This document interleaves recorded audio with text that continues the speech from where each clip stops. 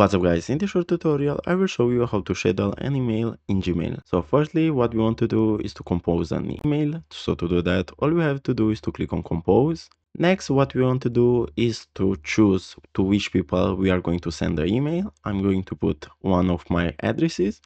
Then we're going to select a subject, let's say tutorial. And then you can attach files, you can insert a link or do whatever you want. Then what you want to do to schedule this email, for example, is to click on right here next to send option. Here, as you can see now, we can schedule send and we can pick a date and time. So let's do that.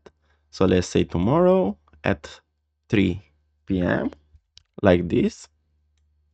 And all we have to do now is to click on schedule send. And as simple as this, we just scheduled an email for tomorrow. So guys, this was the tutorial. Thanks for watching and don't forget to leave a like and subscribe to the channel.